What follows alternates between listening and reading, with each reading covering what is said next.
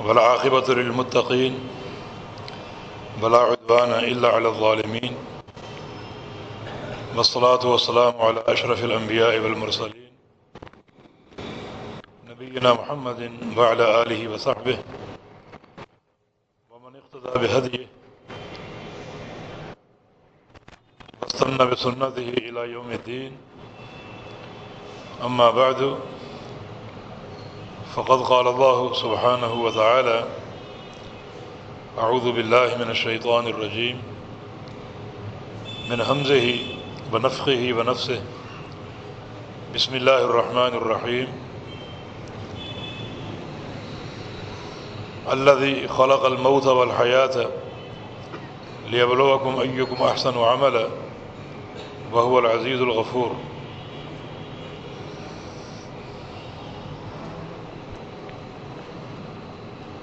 اس وقت جماعت ایک صدمے سے دوچار ہے، اور وہ ہمارے محترم بھائی ساتھی قاری عبدالستار رحمہ اللہ کی وفات اور ان کا اچانک انتقال کر جانا. قاری صاحب کا مقام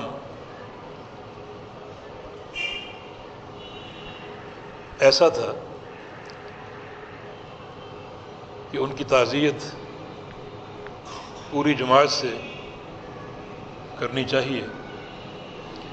کچھ لوگوں کا معاملہ محدود ہوتا ہے اور وہ تعزیت ان کے اہل خانہ تک محصور ہوتی ہے، لیکن کچھ ساتھی ایسے ہوتے ہیں جن کا خدمات کا دائرہ اور جماعتی وفاداری اتنی مثالی ہوتی ہے کہ پوری جماعت ان کے فراق سے صدمے سے دوچار ہوتی ہے اور پوری جماعت سے تعزیت کرنا چاہیے. ان للہ ما اخذ ولہ ما اعطى وکل عنده الی اجل مسمى. نبی علیہ السلام یہ تعزیت کے الفاظ کہا کرتے تھے، اور پھر ساتھ ساتھ صبر اور احتساب کی تلقین کیا کرتے تھے. فلتصبر ولتحتسب. اللہ رب العزت سب کو صبر کی توفیق دے اور ان کے درجات بلند فرمائے، اور ان کا نعم البدل جماعت کو عطا فرمائے.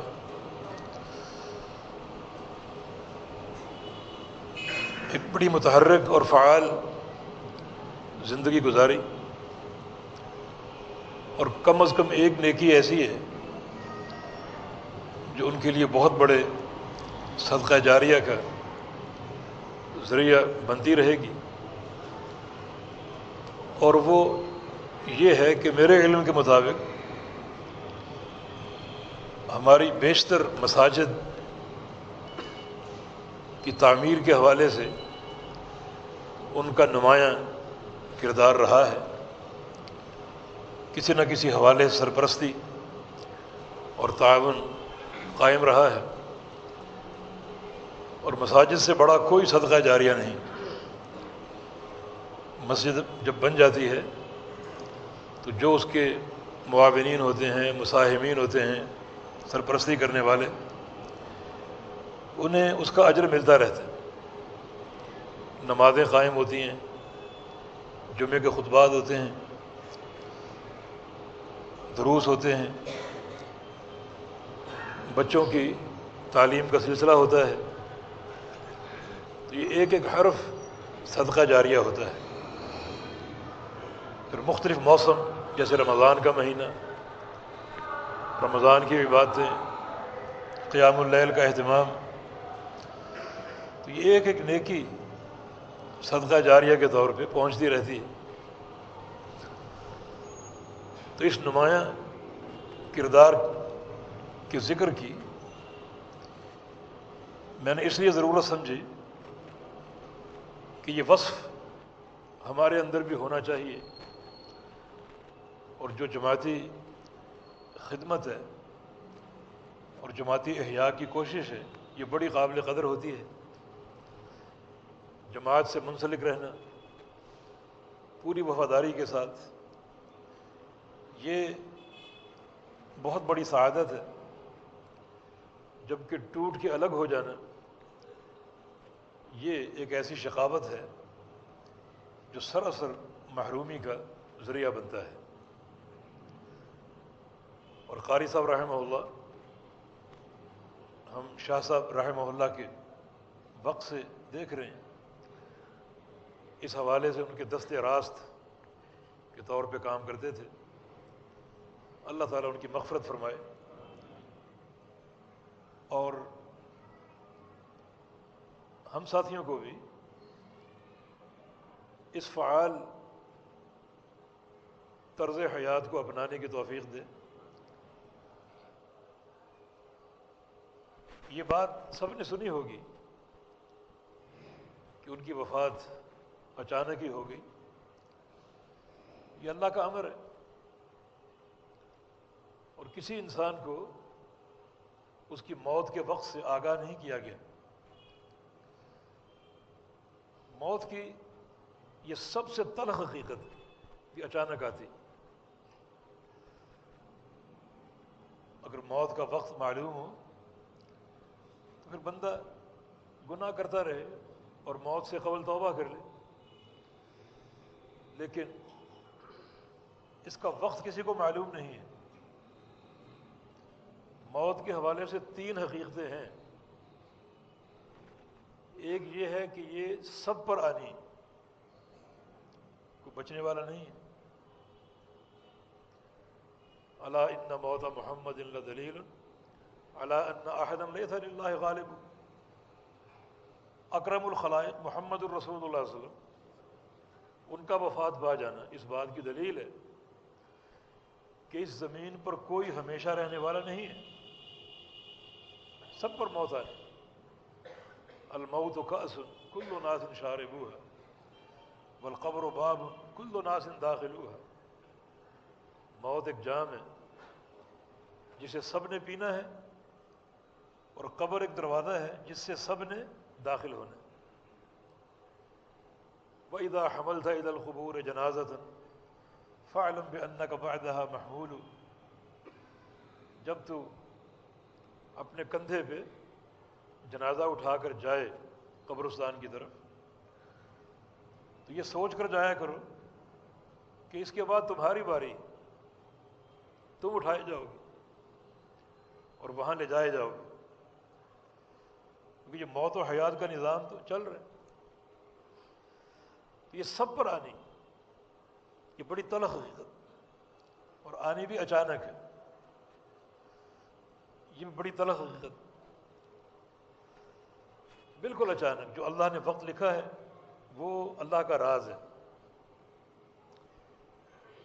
کوئی اس راز کو نہیں جانتا۔ تقدیر ہمارے پروردگار کا راز ہے، اور کسی کو اس سے آگاہی نہیں۔ جو وقت لکھا ہے اس سے 1 آدھ سیکنڈ پہلے یا زیادہ ممکن نہیں ہے۔ وقت مقرر ہے، اور یہ اچانک آنا ہے، سب پہ آنا ہے۔ اور تیسری جو تلخ حقیقت ہے وہ یہ ہے کہ ہمیں یہ حکم دیا گیا ہے، تمہاری بہتری اس بات میں ہے کہ تم پر جب موت کا وقت آئے تو تم مسلمان ہو، اسلام کی حالت میں۔ یہ نہیں کہ تم معصیتوں کے سمندر میں غرق اور موت آ جائے، یہ بہت ہی بھیانک موت ہے۔ رسول اللہ صلی اللہ علیہ وسلم کی حدیث ہے، اذا اراد اللہ بعبد خیرا استعملہ۔ اللہ تعالیٰ جب کسی بندے کے ساتھ بھلائی کا فیصلہ فرماتا ہے، یہ فیصلہ ہر ایک کے ساتھ نہیں، جس بندے کے ساتھ اللہ تعالیٰ بھلائی کا فیصلہ فرماتا ہے اسے اللہ تعالیٰ کام پہ لگاتا ہے، استعمل۔ صحابہ نے پوچھا اس کا کیا معنی ہے؟ کام پہ لگانے کا معنی کیا ہے؟ تو رسول اللہ صلی اللہ علیہ وسلم نے ارشاد فرمایا یوفقہ لعمل صالح قبل الموت، کہ اللہ رب العزت اس بندے کو موت سے قبل نیکیوں کی توفیق دیتے ہیں۔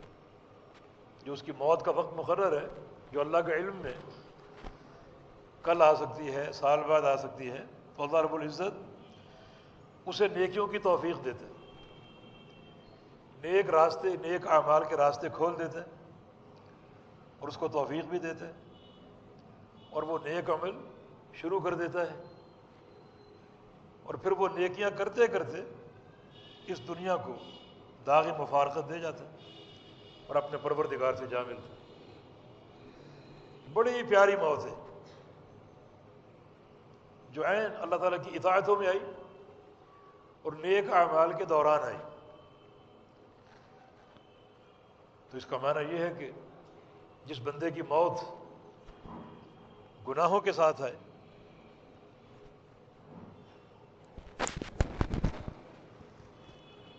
اور معصیتوں کے ساتھ آئے، وہ بہت ہی بھیانک موت ہے۔ تو کم از کم اس قسم کے واقعات ہمیں جھنجھوڑنے کے لیے کافی ہیں کہ ہم اعمال صالحہ کا راستہ اپنائیں۔ ایک حدیث میں آتا ہے کہ اذا اراد اللہ بعبد خیرا عسلہ، اللہ تعالیٰ جب کسی بندے کے ساتھ بھلائی کا فیصلہ فرما لیتا ہے تو اس کو اصل کر دیتا ہے۔ اصل، اصل کا معنی شہد، اس کو شہد بنا دیتا ہے۔ شہد کی ایک تفسیر یہی ہے کہ اللہ تعالیٰ اس کو موت سے قبل نیک اعمال کی توفیق دیتا ہے۔ لیکن شہد کی جو اصطلاح ہے اس میں ایک نقطہ ہے، اور وہ یہ کہ اللہ رب العزت اسے موت سے قبل میٹھا بنا دیتا ہے۔ اچھے اخلاق، اچھی گفتار اور خندہ پیشانی، کیوں؟ تاکہ لوگوں کو اس کا یہ اخلاق یاد رہے اور لوگ اس کے لیے دعائیں کریں۔ یہ دعائیں ایک مرنے والے کے لیے بہت بڑا تحفہ ہے۔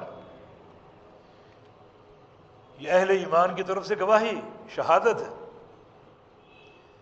جس شخص کے جنازے میں 40 لوگ شریک ہو جائیں، موحد، اللہ تعالیٰ سے اس کی بخشش کی سفارش کریں تو اللہ تعالیٰ اس کو معاف کر دیتا ہے۔ اور جب وہ شہد بن جاتا ہے موت سے قبل، تو جس کو اس کی موت کی خبر ملتی ہے وہ جنازے میں پہنچنے کی کوشش کرتا ہے، اس کو اس کا برتاؤ یاد آتا ہے، اس کے اخلاق یاد آتے ہیں، اور پھر یہ سفارش یہ گناہوں کی بخشش کی اساس بن جاتی ہے۔ یہ سب محاسن ہیں جن کے حصول کی کوشش ہونی چاہیے۔ تو عرض یہ کر رہا تھا کہ اس قسم کے واقعات ہمیں جھنجھوڑتے ہیں اور ہمیں ایک اہم چیز کی تذکیر کرتے ہیں، اور وہ ہے استعداد للموت، موت کے لیے تیار رہنا۔ ہر شخص ہر وقت ہر آن موت کے لیے تیار رہے۔ تیار رہنے کا معنی یہ نہیں ہے کہ اپنا کفن ساتھ لے کے پھرا کرے، نہیں، موت کے لیے تیار رہنے کے کا معنی اور مفہوم یہ ہے کہ دو چیزوں کے حوالے سے اپنی اصلاح کرے، ایسی اصلاح کرے کہ وہ مطمئن ہو کہ اگر موت آج آ گئی تو ان دو چیزوں کے تعلق سے میں اللہ کے ہاں سرخرو ہوں گا. ایک حقوق اللہ، دوسرے حقوق العباد. ان میں کوئی کمی نہ ہو، کوئی کوتاہی نہ ہو. اور حقوق العباد خاص طور پہ لین دین، برتاؤ لوگوں کے ساتھ خاص طور پہ اللہ تعالیٰ اپنے حقوق معاف کر دے گا. اس معافی کے لیے بندے کی اور کوششیں شامل ہیں. مثال کے طور پہ ایک شخص کا عقیدہ بڑا ٹھوس اور مضبوط ہے، اللہ کو پسند ہے، تو اس کا وہ ٹھوس عقیدہ اس کے گناہوں پر غالب آ جاتا ہے. جیسا کہ حدیث میں اس شخص کا واقعہ جس کے گناہوں کے 99 رجسٹروں پر توحید اشہد ان لا الہ الا اللہ کی ایک پرچی ایسی غالب آئی کہ وہ بھاری پڑ گئی، اور اس کے مقابلے میں 99 دفاتر قیامت کے دن ہلکے پڑ جائیں گے. لیکن حقوق العباد کا معاملہ بڑا سنگین ہے. تو استعداد للموت کا معنی کیا ہے؟ کہ بندہ یہ چیزیں سوچ کر موت کے لیے تیار ہو. اللہ تعالیٰ نے قرآن میں اہل کتاب کو خطاب کی، یہودیوں کو. قل یا اہل الکتاب، قل یا ایھا الذین ھادوا، اے یہودیو، ان زعمتم انکم اولیاء للہ من دون الناس فتمنوا الموت ان کنتم صادقین. تمہارا اگر یہ زعم ہے اور تم سچے ہو اس بات میں کہ تم اللہ کے پیارے ہو، اللہ کے دوست ہو، اس بات میں اگر تم سچے ہو تو فتمنوا الموت، آؤ موت کی تمنا کر کے دکھاؤ. موت کی تمنا کرو. جب اللہ کے پیارے ہو، اللہ کے دوست ہو، تو مرنے کے بعد اپنے دوست کو جا ملو گے. کیا تمہارا استقبال ہوگا اور کس قدر تمہیں محاسن حاصل ہوں گے. دنیا دنی تو کچھ بھی نہیں. اگر واقعی اللہ کے دوست ہو تو موت کی تمنا کرو تاکہ مرنے کے بعد اپنے دوست کو جا ملو اور مستقل عیش ہی عیش ہو. مگر اللہ پاک نے فرمایا کہ یہ موت کی تمنا بالکل نہیں کریں گے. لا یتمنونہ ابدا بما قدمت ایدیہم. تمنا کیوں نہیں کریں گے؟ اس لیے کہ یہ جانتے ہیں ہمارے اعمال کیسے. آج اگر ہم تمنا کر بیٹھیں اور موت آ جائے تو وہ جوتے پڑیں گے ہمیں ہماری بداعمالیوں کی بنا پر. جو ہم نے اللہ کے حقوق پامال کر رکھے ہیں، حقوق العباد پامال کر رکھے ہیں، تو ہم تو ماریں گے اگر اس حال میں موت آ جائے. تو استعداد للموت کیا ہے؟ کہ بندہ ان دونوں حوالوں سے اپنے آپ کو بالکل پاک صاف کر لے، کیونکہ دونوں معاملے بہت سنگین ہیں. قیامت کے روز کا حساب بہت ہی کڑا ہے اور بہت ہی گمبھیر اور خطرناک ہے. قیامت کے مراحل بڑے خوفناک ہیں. اور کچھ لوگ سمجھتے ہیں کہ قیامت تو جب آئے گی سو آئے گی، اس میں کتنے سال کتنی صدیاں پڑی ہوئی ہیں. وہ یہ سوچ کر کہ دنیا تو بالکل ہمارے سامنے کرنٹ بالکل موجود ہے، وہ اس نقطے کو سامنے رکھ کے تقابل کرتے ہیں. حالانکہ من مات فقط قامت قیامت ہو، تمہاری قیامت تو مرتے ہی قائم ہو جائے گی. مرتے ہی، کوئی تاخیر نہیں ہوتی. اللہ کا امر آتا ہے، فرشتے روح قبض کر رہے ہیں اور دو طرح کے فرشتے ساتھ کھڑے ہوئے، جنت والے اور جہنم والے. وہ روح اگر جنت کے قابل ہے تو فوراً جنت کے فرشتوں کے حوالے کر دی جائے گی. جنت کے کفن ان کے ساتھ ہوں گے. فوراً جنت کی نعمتیں شروع ہو گئی. خوشبودار کفن اور اگر وہ روح جہنم کے قابل ہے تو فوراً جہنم کے فرشتوں کے سپرد وہ کر دی جائے گی، اور بدبودار اور انتہائی تکلیف دہ وہ کفن فرشتوں کے ساتھ ہوں گے، اور جہنم کا عذاب شروع ہو چکے۔ تو کہاں کی دیر ہے، کہاں کی صدیاں ہیں، اور موت تو آج آ سکتی ہے، کل آ سکتی ہے۔ چلتا پھرتا انسان موت کا شکار ہو جاتا ہے۔ قبر کھود رہی ہے، کوئی برداشت کرتا ہے کہ یہ 2-4 دن اس کو ہم رکھ لیں؟ فوراً خبر تیار ہو گئی،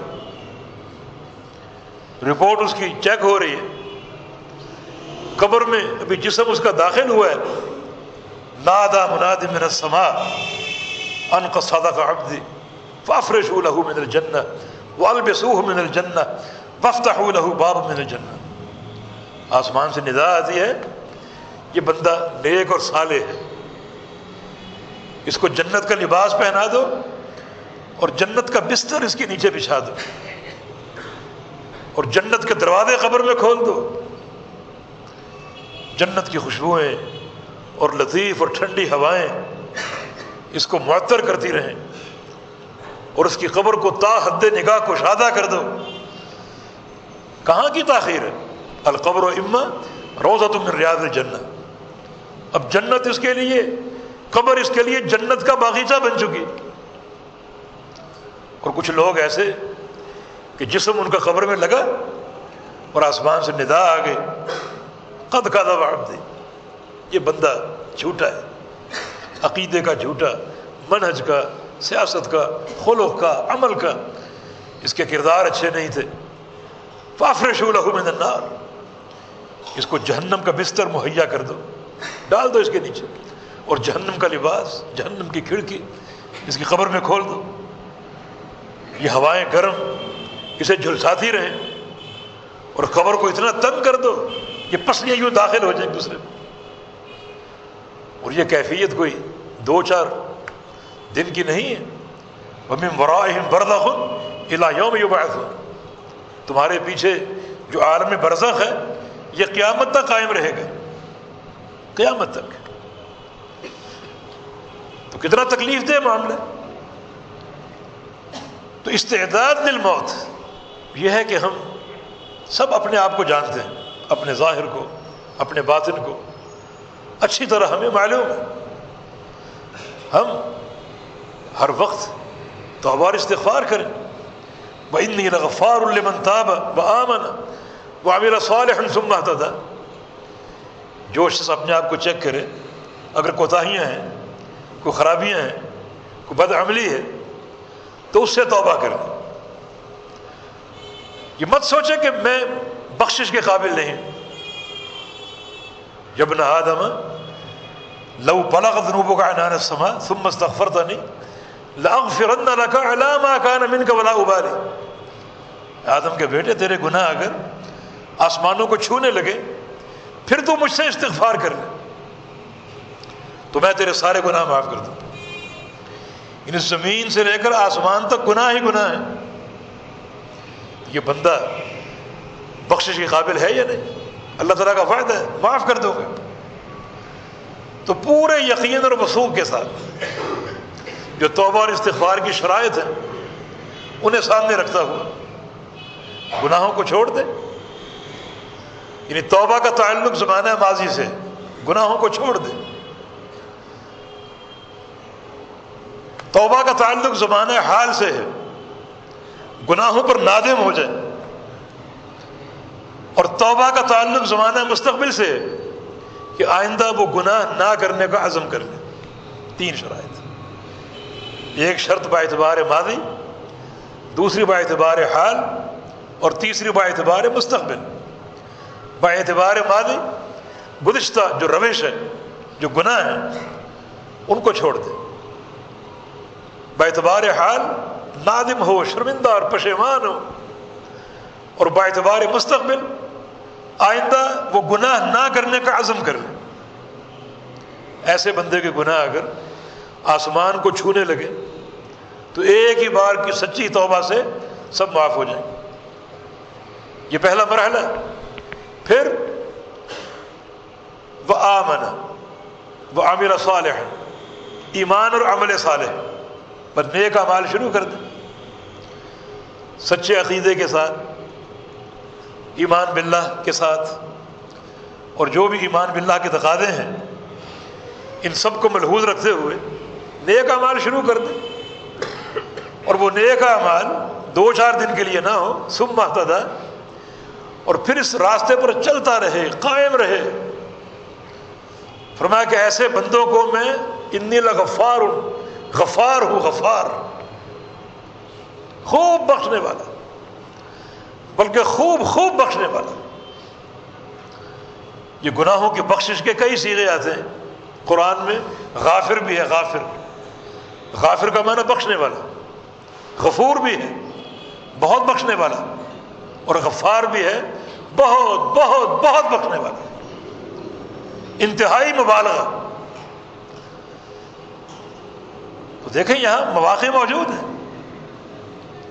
کہ ہم اللہ کے ہاں تائب ہو کر اور پھر ایک عمل صالح کی اور اللہ اور اس کے رسول کی اطاعت کی زندگی شروع کر دیں. تو اللہ رب العزت کے ہاں بخشش ہے، وہ خوب بخشنے والا ہے، خوب. یہ مبالغے کا صیغہ ہے. لیکن کچھ لوگ مبالغے کا استعمال بھی غلط کرتے ہیں.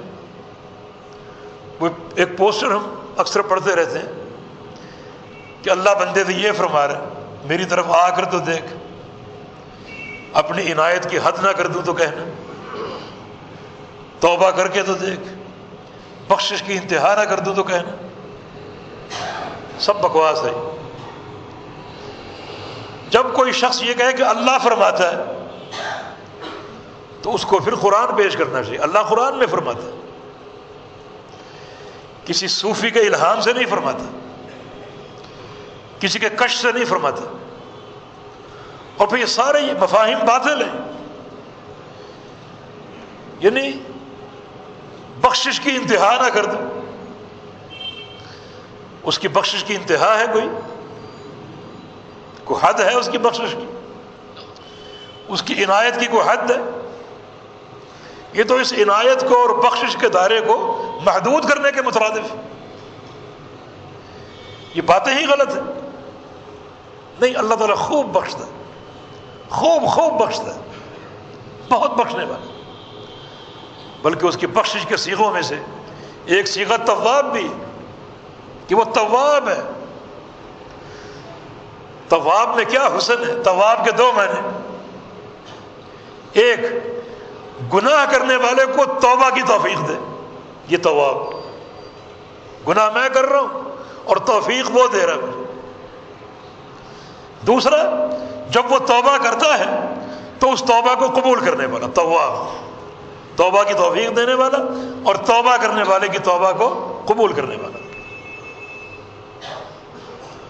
توفیق بھی وہی دیتے، توفیق بھی وہی دیتے. الودود اللہ تعالیٰ کا ایک پیارا نام، وہو الغفور الودود. اللہ غفور ہے اور ودود ہے.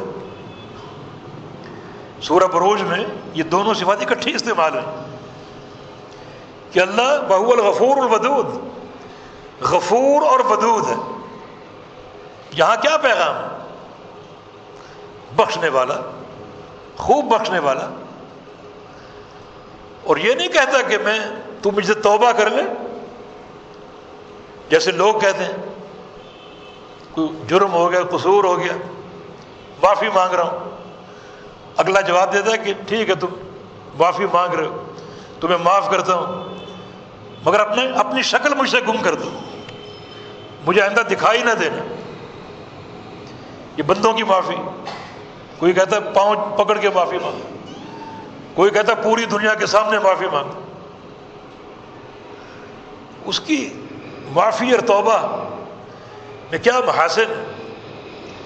دنیا کے سامنے معافی مانگنے کی ضرورت نہیں، رات کو چھپ کر آ جاؤ. اپنے بندوں کے گناہوں پر پردہ ڈالنے والا، چھپ کر رات کو اکیلے تنہا توبہ کر لو، معافی مانگ لو. معاف کر دوں گا، اور دنیا کہتی ہے کہ معاف کر دوں گا پھر مجھے نظر نہ آنا۔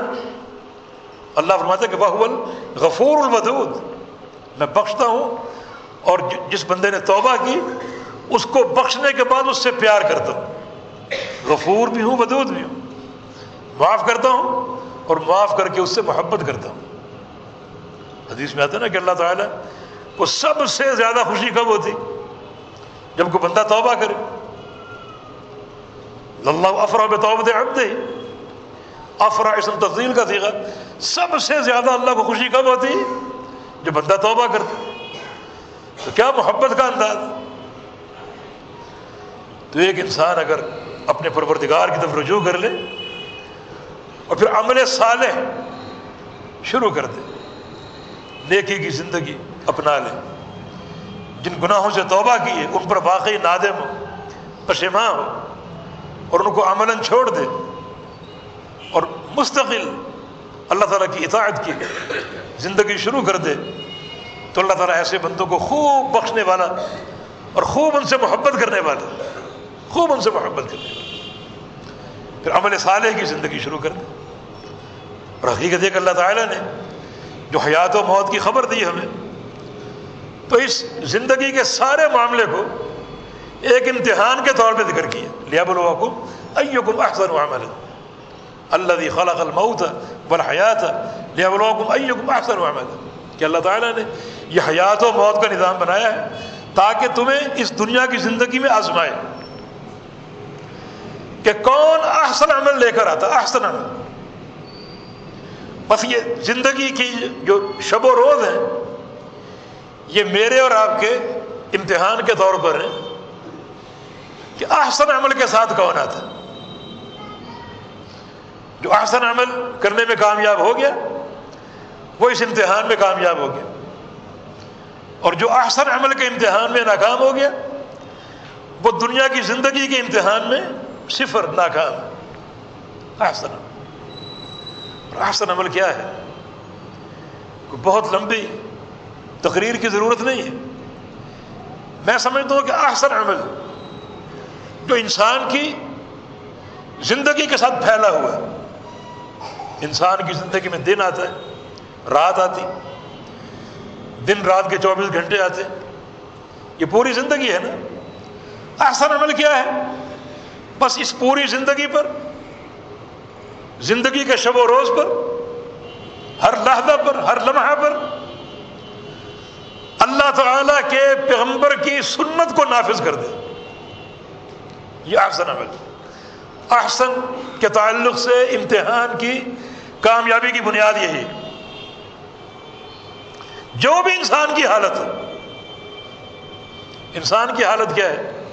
کبھی یہ اکیلا ہوتا ہے، کبھی مجلس میں ہوتا ہے، کبھی دن میں کبھی رات میں، کبھی سفر میں کبھی حضر میں، کبھی غربت اور فقر میں اور کبھی تونگری اور مالداری میں، کبھی صحت میں کبھی مرض میں، یہی حال ہے۔ اور ان سارے احوال کے لیے اللہ کے پیارے پیغمبر کی سنتیں موجود ہیں۔ تم نے سفر میں کیسے رہنا اور حضر میں کیسے، تنہائی میں کیسے، مجلس میں کیسے، صحت میں کیسے اور مرض میں کیسے، غنا میں کیسے اور فقر میں کیسے، دن میں کیسے، رات میں کیسے، مسجد میں کیسے، گھر میں کیسے، ہر موقع کے لیے، ہر حالت کے لیے پیارے پیغمبر کی سنتیں موجود۔ یہ جو ایام کی گردش ہے، موسموں کی آمد و رفت ہے، ہر ایک چیز کے لیے پیارے پیغمبر کے احکامات موجود، وہ تم کو معلوم ہو، کوئی بہت لمبی فہرست نہیں، تمہیں وہ معلوم ہو، اور تم اس کے لیے پہلے سے تیار ہو۔ جو ہی وہ گھڑی آئے، اس گھڑی اللہ کے پیارے پیغمبر کی سنت کو یا علم صحیح کو نافذ کرنے کے لیے مستعد ہے۔ یہ شخص اپنی اس زندگی کے امتحان میں کامیاب ہے۔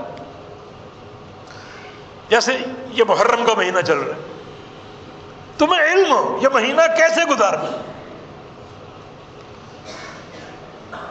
نبی علیہ السلام کی سنت کا علم، کتاب و سنت کا علم،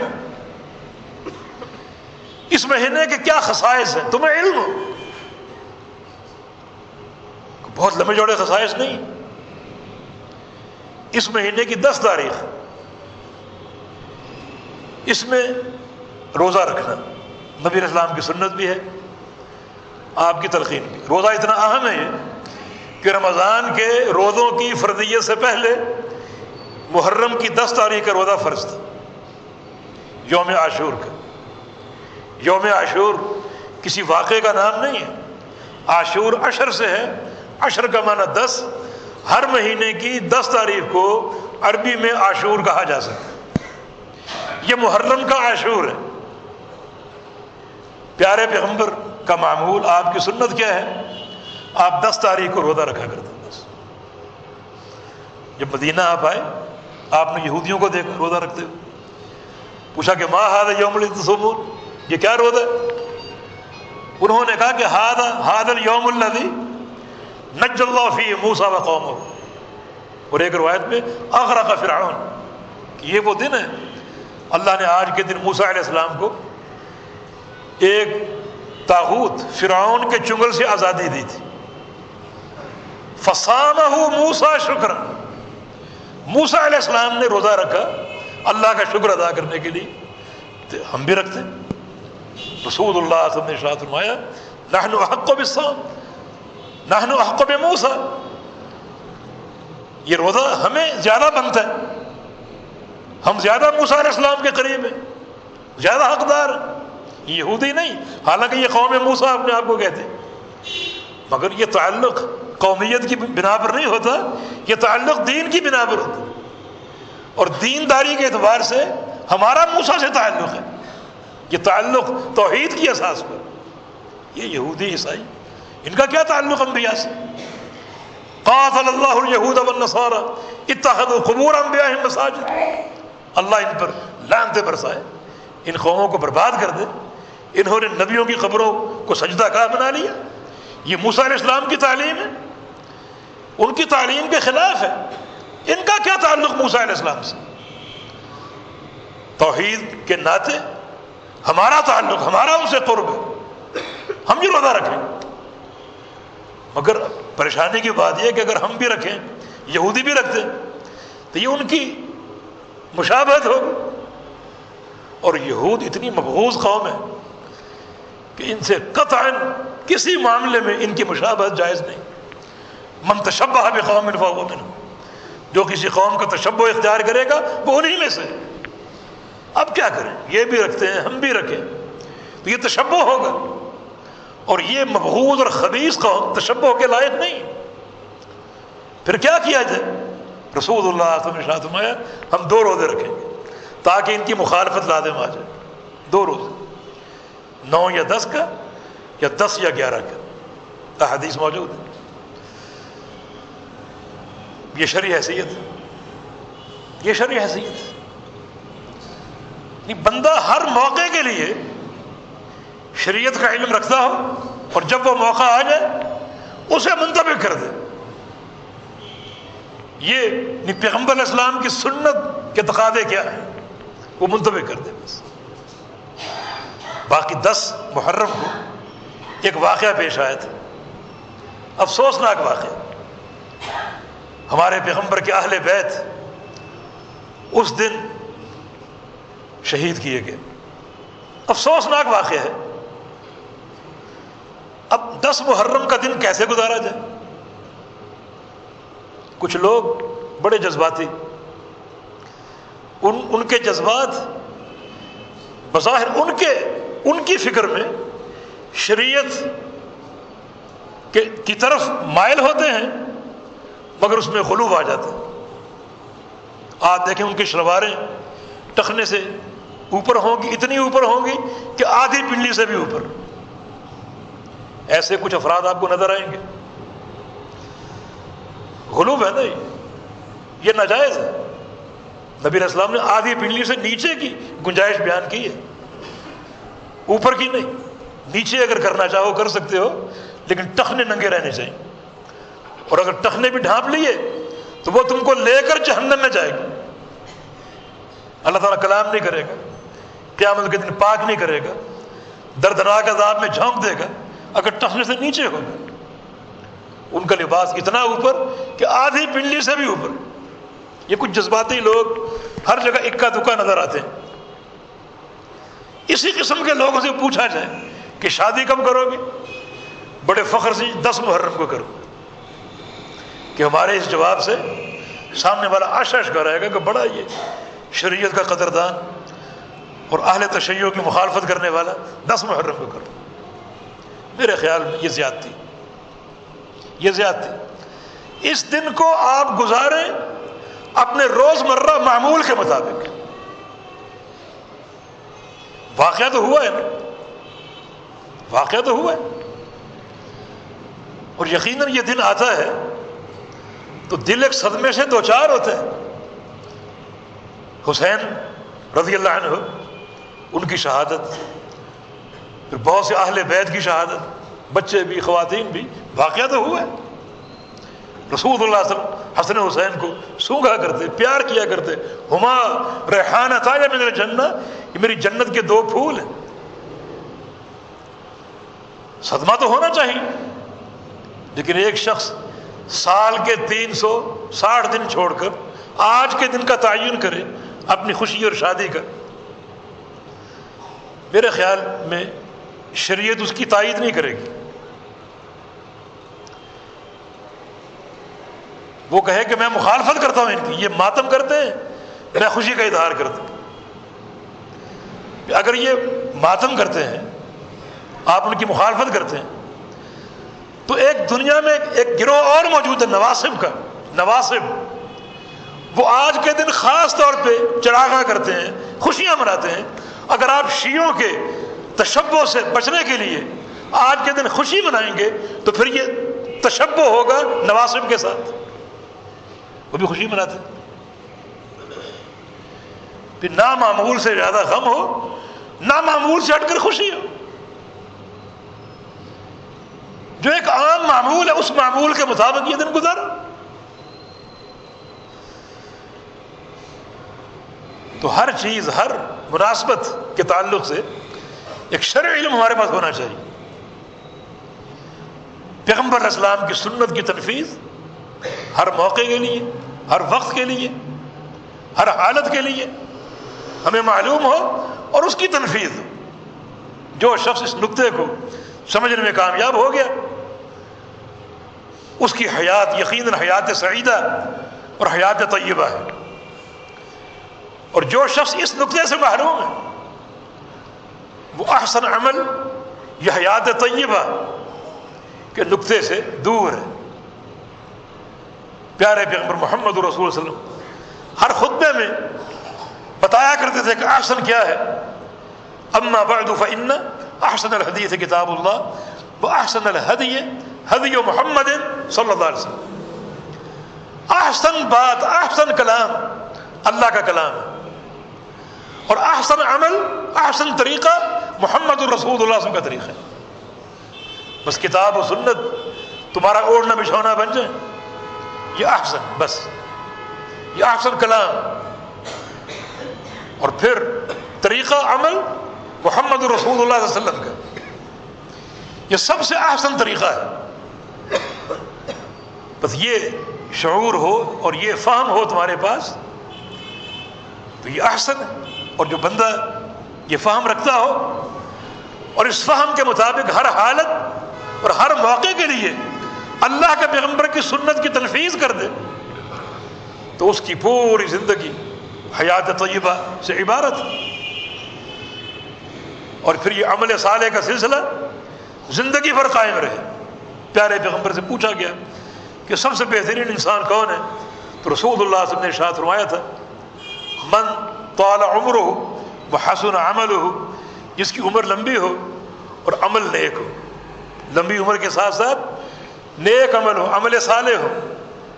پوچھا گیا سب سے بدترین انسان کون ہے، تو فرمایا کہ من طال عمرہ وساء عملہ، جس کی عمر تو لمبی ہے مگر عمل اچھے نہ ہو. عمر گزرتی جا رہی اور اس کے عمل میں حسن نہیں. عمل خراب ہے، عمل خراب ہے، یہ انسان سب سے برا ہے۔ بلکہ جوں جوں عمر بڑھتی ہے اور وہ شخص اگر خراب عمل پر قائم ہے تو یہ انتہائی خسارے کی بات۔ نبی علیہ السلام کی حدیث ہے کہ اذا بلغ رجل 60 اعذر اللہ الیہ، ایک شخص اگر 60 سال کا ہو جائے تو اللہ تعالیٰ اس کے عذر ختم کر دیتا کہ 60 سال کا ہو چکا اور میری امت کی عمریں 60 اور 70 کے درمیان ہیں، فرمایا کہ 70 کے فگر کو بہت کم لوگ عبور کریں گے۔ نبی علیہ السلام کی حدیث ہے۔ اب 60 سال میں تم داخل ہو چکے ہو، 60 کے پیٹے میں، گویا موت آئی کہ آئی، اور اب بھی تم اسی روٹین پر قائم ہو، اللہ کے ذکر کے لیے تفرغ نہیں ہے،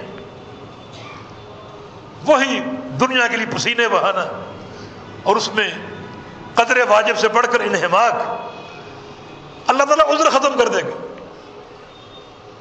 اور اگر معصیتوں کے ساتھ ہے، یعنی 60 سال کا ہو چکا ہے اور گناہ بھی قائم ہے، تو یہ معاملہ اور سنگین ہے، کیونکہ رسول اللہ صلی اللہ علیہ وسلم کی حدیث ہے کہ ثلاثۃ لا یکلمہم یوم القیامہ ولا یزکیہم، مسند احمد، کہ 3 افراد ایسے ہیں اللہ تعالیٰ ان سے قیامت کی دن بات نہیں کرے گا اور نہ ان کو پاک کرے گا۔ وہ کون 3 لوگ ہیں؟ الشیخ الزانی، بوڑھا زانی، بوڑھا زنا کرنے والا۔ ایک حدیث میں الاشیمت الزانی کے الفاظ، اشیمت، اشیمت وہ شخص ہے جس کے سیاہ بالوں میں سفید بال آ جائے، وہ اشیمت ہے۔ اشیمت شخص زنا کر رہا ہے، اللہ تعالیٰ اس کو پاک نہیں کرے گا، اس سے بات نہیں کرے گا۔ کیوں؟ زنا تو ہر ایک سے خطرناک ہے، اس کے لیے زیادہ خطرناک ہے۔ یہ بڑھاپے میں داخل ہو چکے، بجائے موت کی تیاری کے گناہ کر، اور پھر بڑھاپے میں انسان کے قوا اور اعضاء معطل ہو جاتے ہیں۔ اب بھی اس کی رغبت اس گناہ کی طرف ہے، اس گناہ کی طرف دھیان ہے، اس کی آنکھیں محفوظ نہیں ہیں، اس کے کان محفوظ نہیں ہیں، اب بھی یہ فلمیں دیکھتا ہے جو زنا کی تمہید ہے ایک طرح کی۔ اس کا معنی یہ کہ یہ گناہ جو ہے اس کی عادت بن چکا ہے، اس کی فطرت بن چکا ہے، اور جو گناہ انسان کی عادت اور فطرت میں شامل ہو جائے بڑا خطرناک ہے۔ اور یہاں 3 طرح کے جو گناہ مذکور ہیں، ان تینوں کا تعلق انسان کی فطرت سے ظاہر ہو رہا ہے۔ دوسرا شخص کون ہے؟ دوسرا العائد المستکبر، وہ شخص جو بھیک مانگتا ہے اور تکبر کرتا ہے۔ یہ بھیک مانگنے والے کو تو متواضع ہونا چاہیے، جھک جھک کے مانگے، بھیک بھی مانگ رہا، اکڑ بھی رہا ہے، یعنی یہ اس کا اکڑنا اس کے منصب کے خلاف۔ اس کا معنی کبر جو ہے یہ اس کی فطرت ہے، حالانکہ جو اس کا پیشہ ہے، جو اس کا کردار ہے، اس کردار کے تحت تو اس کو بڑا میٹھا ہونا چاہیے، جھک جھک کے لوگوں سے سوال کرے، مگر سوال بھی کرتا ہے اور اس میں کبر بھی، مانا یہ کبر اس کی عادت ثانیہ بن چکے۔ اور تیسرا الملک الکذاب، جھوٹا بادشاہ، بادشاہ ہے اور جھوٹ بولتا ہے۔ تجھے جھوٹ بولنے کی کیا ضرورت؟ طاقت تیرے پاس ہے، فوج تیرے پاس ہے، پیسہ تیرے پاس ہے، نظام تیرے ہاتھ میں، تجھے کیا مجبوری ہے جھوٹ بولنے کی؟ تو اس کا معنی اگر تو جھوٹ بولتا ہے تو یہ جھوٹ تیری فطرت میں شامل ہے، یہ عادت قبیح ہے۔ اس کا معنی یہ کہ جو گناہ انسان کی فطرت بن جائے، انسان کی عادت بن جائے، بڑا خطرناک ہے۔ اللہ تعالیٰ ایسے لوگوں کو پاک نہیں کرے گا، قیامت کے روز ان سے بات نہیں کرے گا، ان کے لیے عذاب علیم کی وعید ہے۔ تو ہمیں غور کرنا چاہیے، یہ حیات طیبہ کے نقوش نہیں ہے۔ حیات طیبہ کیا ہے؟ اپنے ہر لحظے پر اللہ کے پیغمبر کی سنت کو نافذ کرو۔ جب نافذ کرنے میں کامیاب ہو جاؤ گے تو پھر یہ حیات طیبہ بن جائے گی، اور یہ اس امتحان میں کامیابی کی ضمانت ہوگی۔ لِيَبْلُوَكُمْ أَيُّكُمْ أَحْسَنُ عَمَلًا، اللہ تعالیٰ نے یہ حیات و موت کا نظام رکھا تاکہ تم کو آزمائے احسن عمل کے تعلق سے۔ کون ہے وہ شخص جو ہمارے پیغمبر کی سنت کی اہمیت کو جانتا ہے اور سنت کا علم حاصل کرنے کے لیے وہ پیش رہتا ہے تاکہ اس سنت کو اپنی زندگی پر قائم کرے اور نافذ کرے، اس تنفیذ سے اس کی زندگی حیات طیبہ کا نمونہ بن جائے، اور یہ کامیابی کی علامت ہے۔ تو امتحان میرا آپ کا قائم ہے، بس اس امتحان میں سرخرو ہونا ہے، اور یہ امتحان ہر لحظہ قائم ہے، ہر لمحہ قائم ہے۔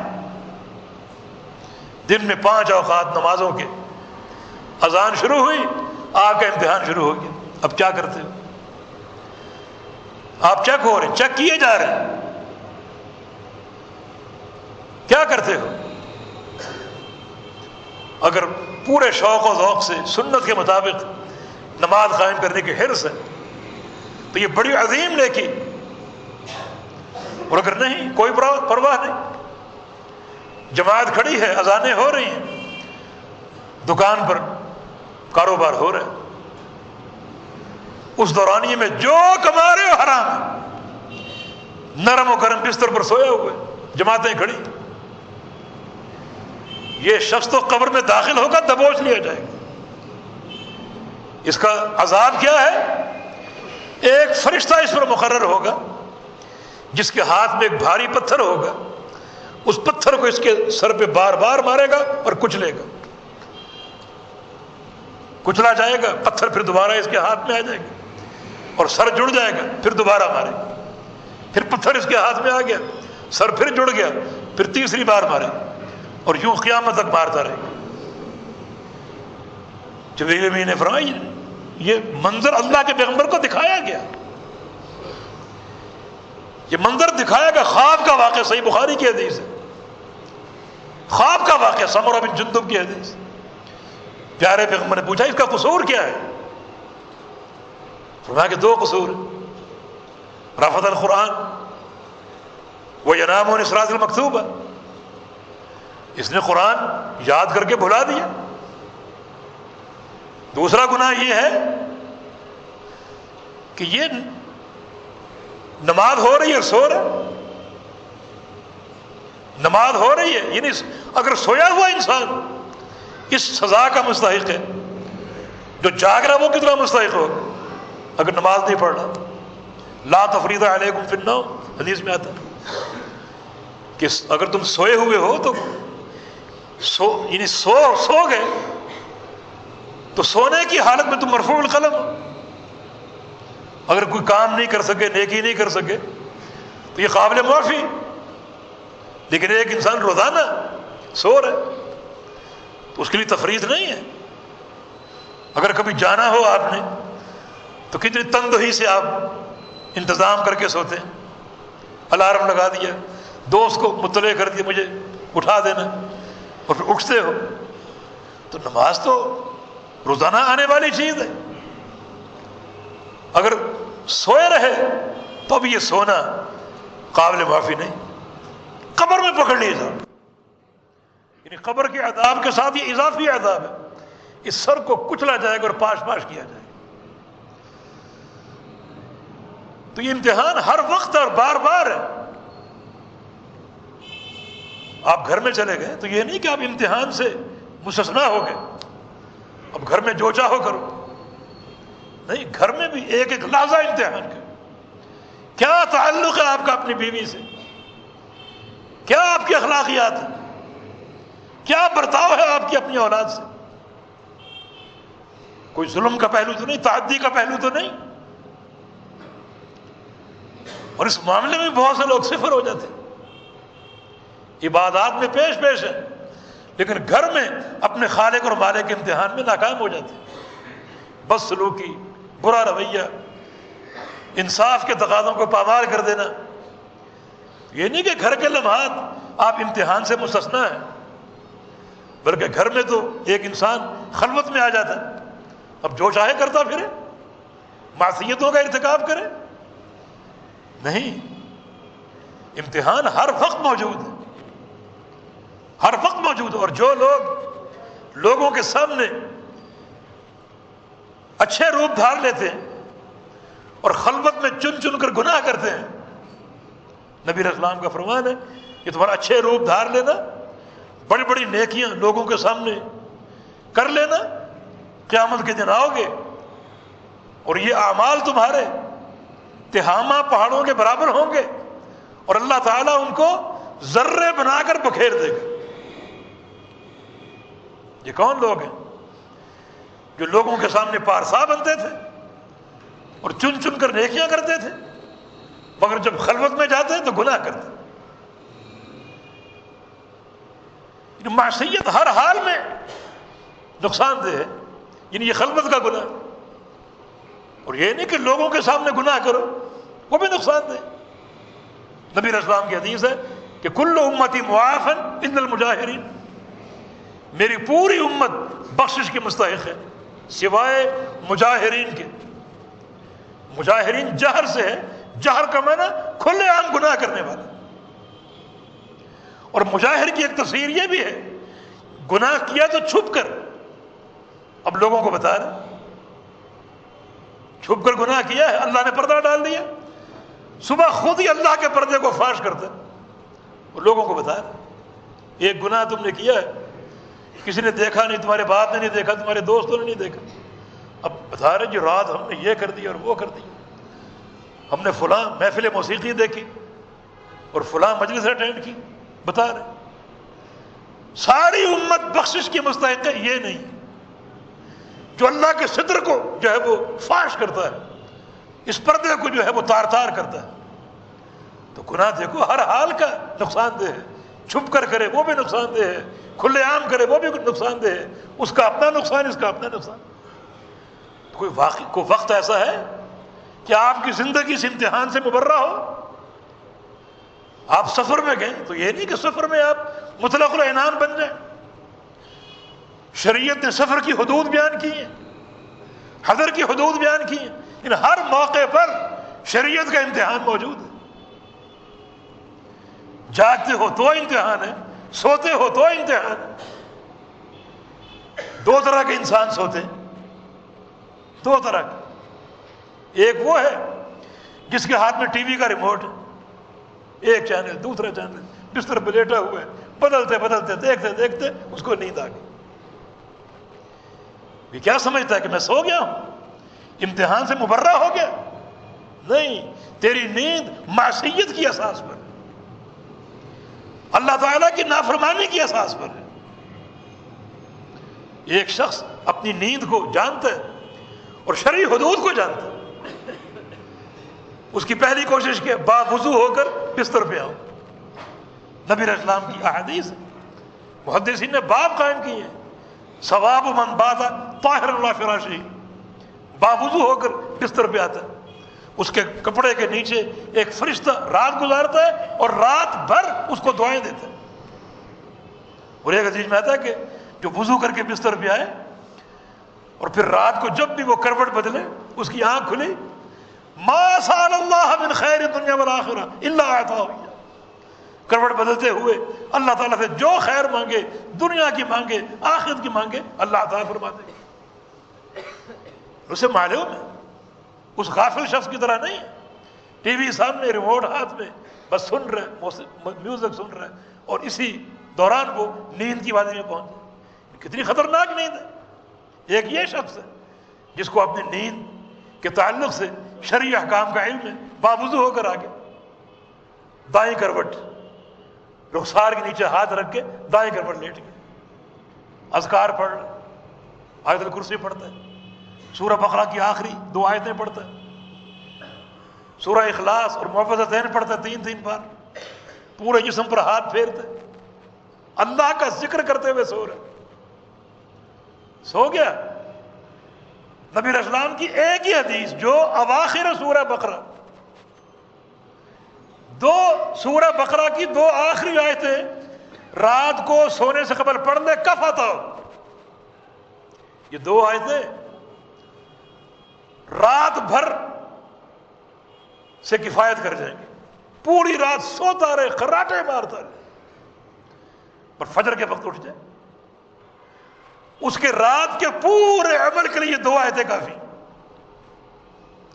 لیکن جو شخص اس کے ساتھ ساتھ رات کو جلدی اٹھتا ہے، اپنے رب کا قرب جو ہے وہ تلاش کرتا ہے، اپنے پروردگار کے لیے قیام کرتا ہے، نبی علیہ السلام کا فرمان جو شخص رات کو 2 نفل ہی پڑھ لے اس کا شمار قیامت کے دن غافلین میں نہیں ہوگا، ذاکرین میں ہوگا۔ اسے معلوم ہے ان رات کے ان لمحات کو، لحظات کو کیسے گزارنا ہے، کیسے گزارنا، اسے معلوم ہے کہ یہ رات کی تنہائیاں، یہ رات کے اندھیرے کچھ لوگوں کو اکساتے ہیں گناہوں پر۔ رات ہی تاریکی میں فاحشہ عورتیں گھروں سے نکلتی، رات ہی کی تاریکی میں ڈاکو اور چور گھروں سے نکلتے، رات کے اندھیروں سے فائدہ اٹھاتے، اور رات کی تاریکی میں کچھ یہ اللہ تعالیٰ کے نیک بندے متقی بھی ہیں جو اٹھتے ہیں، وضو کرتے ہیں اور اپنے پروردگار کے سامنے کھڑا ہوتے ہیں۔ وہ جو نبی علیہ السلام کی حدیث ہے سافروا باللیل فإن الأرض تطوى باللیل، اس کے 2 معنی ہیں۔ رات کو سفر کیا کرو، رات کو زمین سکیڑ دی جاتی ہے، سفر جلدی ہوگا، یہ اس کا ظاہری معنی ہے۔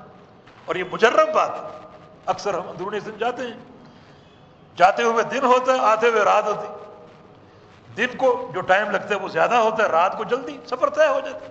اللہ کے پیغمبر کا یہ فرمان بالکل حق ہے، ہر فرمان کی طرح ہمارا ایمان ہے، لیکن اس کا ایک معنی یہ بھی ہے رات کو سفر کرو، زمین سکیڑ دی جاتی ہے، معنی رات کو اپنے پروردگار کی عبادت کرو، بہت جلدی تمہارا سفر جو ہے وہ طے ہو جائے گا اور منزل حاصل ہو جائے گی جو کہ جنت۔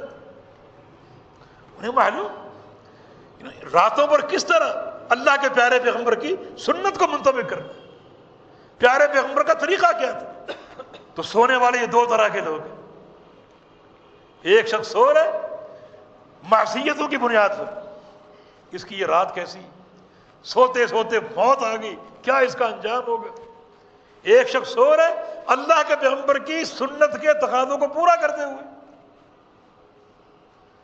کیا اس کا مقام ہے۔ وہ نبی علیہ السلام کی حدیث ہے کہ جو شخص صبح کو پڑھ لے سید الاستغفار اور اس کے بعد اس کی موت آ جائے تو وہ جنت میں جائے گا۔ رات کو پڑھ لے سید الاستغفار، صحیح بخاری میں ہے، اللہم انت ربی، پوری دعا، رات کو موت آ گئی جنت میں جائے گا۔ کتنی ہے باسعادت زندگی، یہ حیات طیبہ ہے، کوئی اتنا بڑا عمل بھی نہیں، لیکن کیا بشائر ہیں اور کیا محاسن ہیں۔ یہ پروردگار کے عفو و کرم کی ساری باتیں کہ اس کا معاملہ اپنے بندوں کے ساتھ کس قدر محبت پر قائم ہے، کتنی محبت پر قائم، چھوٹے چھوٹے عمل اور کتنی بڑی نویدیں اور بشارتیں ان چھوٹے اعمال پر موجود ہیں۔ تو دن ہو رات ہو امتحان قائم ہے، نافرمانی کر کے سوو گے، یہ نیند کے سارے لمحات اللہ کی نافرمانی میں شمار ہو رہے، اطاعت کر کے سوو گے، اللہ کے پیارے پیغمبر کی سنت کو نافذ کر کے سو گئے، اب یہ سارے لمحات جو ہیں اللہ تعالیٰ کی اطاعت میں لکھے جا رہے ہیں۔ انسان اگر چاہے اپنی بیداری کی طرح اپنی نیند کو بھی اپنے لیے باعث حسنات بنا سکتا، یہ شریعت کی صلاحیتیں ہیں۔ میرے دوست اور بھائیوں، یہ امتحان ہر لحظہ موجود ہے، اور کامیابی کی ایک ہی اساس ہے کہ ہر لحظے پر قائم کرو کیا، اللہ کے پیغمبر کی سنت کو۔ اور بحمدللہ یہ راستہ میں بڑے فخر کے ساتھ کہوں گا احد الحدیث کی سعادت ہے، جن کا اوڑھنا بچھونا اللہ کے پیغمبر کی سنت ہے، نہ اقوال الرجال، نہ اپنی خواہشات، نہ کسی کا فتویٰ، نہ کسی کے ملفوظات۔ ہم نبی علیہ السلام کی سنتوں کو دیکھتے ہیں، پڑھتے ہیں، یاد کرتے ہیں، ان کی تعلیم اپنے اداروں میں دیتے ہیں، اس تعلیم کو عام کرتے ہیں، تو یہ سعادت بحمدللہ اہل الحدیث کے نصیب میں ہے کہ جن کا اوڑھنا بچھونا اللہ کے پیارے پیغمبر کی سنت ہے۔ بس اسی پر عمل در حقیقت اللہ کی محبت اور اس کی رضا کا ذریعہ ہے۔ قل ان کنتم تحبون اللہ فاتبعون، کہہ دو اللہ کی محبت چاہتے ہو تو میری اتباع کرو۔ یہ اتباع کیا ہے؟ یہ اتباع ہر لحظہ قائم رکھو، ہر حالت میں قائم رکھو، ہر مقام میں قائم رکھو، ہر موسم میں قائم رکھو، سردی ہو تو گرمی ہو تو، تمہیں علم ہو اس موسم سرما آ رہا ہے، تقریباً آ چکا ہے۔ نبی علیہ السلام کی کیا پیاری حدیث، الشتاء ربیع المؤمن، موسم سرما مومن کا موسم بہار۔ دنیا داروں کا موسم بہار کیا ہے؟ جب پھل پیدا ہوتے ہیں، پھول کھلتے ہیں، ہر طرف سبزہ ہوتا ہے، بارشیں برستی ہیں اور زمین جو ہے وہ شاداب ہو جاتی ہے، موسم بہار آ گیا، اب سفر ہو رہے ہیں، وزٹ ہو رہے ہیں اور خوب چلنا پھرنا اور کھانا پینا چل رہا ہے، موسم بہار۔ فرمایا کہ ہمارا موسم بہار سردیوں کا موسم۔ وجہ کیا ہے؟ ایک اور حدیث میں وجہ یہ ہے کہ دن چھوٹے ہیں، راتیں لمبی۔ چھوٹے دن اور ٹھنڈے دن روزہ رکھو گے، کوئی بھوک اور پیاس کا احساس نہیں ہوگا، آسانی سے صبر کر لو گے۔ راتیں لمبی ہیں، خوب سوو اور آسانی سے اٹھ سکو گے، 5 6 7 گھنٹوں کی نیند پوری کر کے آسانی سے اٹھ سکتے ہو قیام اللیل کے لیے۔ یہ ہمارا موسم بہار ہے، دن کو روزہ رکھنے کے لیے اور رات کو قیام کرنے کے لیے، کوئی تکلیف نہیں، بھوک اور پیاس کی مشقت نہیں، رات کو بے خوابی کی مشقت نہیں، آرام سے سارے کام ہو سکتے ہیں۔ موسم بہار، ہر موسم کے لیے شریعت کی ہدایتیں موجود ہیں، ہر وقت، ہر آن، ہر لحظے کے لیے، سونا کیسے، جاگنا کیسے، کیا دعائیں پڑھنی، صبح کے اذکار، شام کے اذکار، سفر کیسے، حضر کیسے، غربت میں صبر کیسے، تونگری میں وسعت اور غنا کیسے، ہر وقت ہر لحظہ کے لیے ہدایتیں موجود ہیں، ان کو حاصل کرنا اور ہر وقت پر منتبہ کرنا، یہ اس امتحان میں کامیابی کی ضمانت اور علامت ہے۔ الذی خلق الموت والحیات، اللہ تعالیٰ نے موت و حیات پیدا کی ہے اور یہ نظام چل رہا اور قیامت تک چلتا رہے گا۔ الارواح جنود مجندہ، یہ عالم ارواح جو ہے یہ فوجوں کی بیرکوں کی طرح ہے، روحیں آ رہی ہیں اور جا رہی ہیں، جنہوں نے آج پیدا ہو رہے ان کی روحیں جا رہی ہیں اور جو آج مرتے ہیں ان کی روحیں آ رہی ہیں۔ جس طرح فوجوں کے قافلے آ رہے ہیں اور جا رہے ہیں، روحوں کے قافلے بھی آ رہے ہیں اور جا رہے ہیں۔ یہ نظام قیامت تک قائم رہے گا اور یہ سب اس لیے ہے، یہ ایک حیات کا تمہیں مختصر سا پیریڈ دیا گیا، 30 سال کا بھی ہو سکتا ہے، 40 کا بھی ہو سکتا ہے، 70 کا بھی، 100 کا بھی ہو سکتا ہے، کم بھی زیادہ بھی، بس اس لیے کہ اس پیریڈ میں احسن عمل کون لے کر آتا ہے، کون اس امتحان میں سرخرو ہوتا ہے اور کون کامیاب ہوتا ہے۔ اور کامیابی کی ضمانت کیا ہے؟ ہر لحظے کے لیے اللہ کے پیغمبر کی سنت کا ادراک، اور صرف ادراک ہی نہیں اس کی تنفیذ بھی، وہ شخص کامیاب ہے۔ اللہ تعالیٰ ہمیں یہ شعور عطا فرما دے اور ہمیں یہ توفیق دے کہ اپنی اس مختصر سی زندگی کو حیات طیبہ میں تبدیل کر دے، حیات طیبہ میں تبدیل کر دے۔ یہ تبدیلی اخروی حیات طیبہ کی ضمانت بنے گی جو ہمارے اختیار میں۔ آج ہم نے کتنا جینا ہے، کتنا کھانا ہے، کتنا پینا ہے، ہمارے اختیار میں نہیں، سب لکھا ہوا، وہی ہو کر رہے گا، وہی ہو کر رہے گا، ہمارے اس میں کوئی دخل نہیں، کوئی اختیار نہیں۔ مگر اخروی زندگی آج وہ ہمارے اختیار میں ہے، اسے بنا لو یا سنوار لو یا اس کو ضائع کر دو۔ جیسے ابراہیم علیہ السلام نے نبی علیہ السلام کے ذریعے آپ کی امت کو پیغام دیا تھا کہ ان الجنت طیبۃ التربہ عذبۃ الماء، جنت موجود ہے اس وقت چٹیل میدان کی طرح، مٹی اس کی اچھی ہے اور پانی بہت میٹھا ہے، پودے نہیں لگے ہوئے، پودے تم نے لگانے ہیں، تمہاری مرضی لگاؤ یا نہ لگاؤ۔ پودے کیسے لگائیں؟ وَإِنَّ غِرَاسَهَا سبحان اللہ والحمد للہ ولا الہ الا اللہ واللہ اکبر، یہ اذکار ہیں، سبحان اللہ کہو گے ایک پودا لگ جائے گا، الحمدللہ دوسرا پودا، یہ ذکر کرتے جاؤ گے، اپنے باغ کو بڑھاتے جاؤ، پھیلاتے جاؤ، وسعتیں قائم کرتے جاؤ۔ اگر ذکر نہیں کرو گے تمہاری مرضی۔ تو اس آخرت کی زندگی میں رنگ بھرنا، اس کو سجانا اور سنوارنا آج تمہارے اختیار میں ہے، بتا لو یہ نا کہ قبر میں جاؤ گے یا تمہارے سامنے اچھا چہرہ ہوگا کہ برا چہرہ ہوگا. اچھا چہرہ عمل صالح ہے، برا چہرہ بد کرداری، برا عمل. تمہارے اختیار میں اپنی قبر کے لیے، اپنی انسیت کے لیے اچھا چہرہ تیار کرو یا برا چہرہ تیار کرو. تمہیں اختیار دیا گیا. کتنا جینا ہے اس میں اختیار نہیں، کب مرنا ہے اس میں اختیار نہیں. یہ خالق کائنات کے امر سے وہ وقت آئے گا اور پورا ہوگا. مگر آخرت کی زندگی کا میدان اوپن کھلا ہے تمہارے سامنے. اس کو سنوار لو یا اس کو ضائع کر دو. جنت حاصل کر لو، جہنم بتا دیا گیا ہے. قبر جنت کا باغیچہ بھی ہو سکتی، جہنم کا گڑھا بھی ہو سکتی. اختیار تمہارا ہے، اس کو جنت کا باغیچہ بناؤ یا جہنم کا گڑھا بناؤ، تمہاری مرضی. عمل سارے موجود ہیں، برہان ساری موجود ہے، حجت قائم ہے، حیات کا نظام موجود ہے، آزمائش اور امتحان قائم ہے. سرخ روح ہونے کی بات ہے، اس پر توجہ دیجیے. اللہ مجھے اور آپ کو توفیق عطا فرما دے. اقول قولی ھذا واستغفر اللہ لی ولکم واخر دعوانا ان الحمد للہ رب العالمین.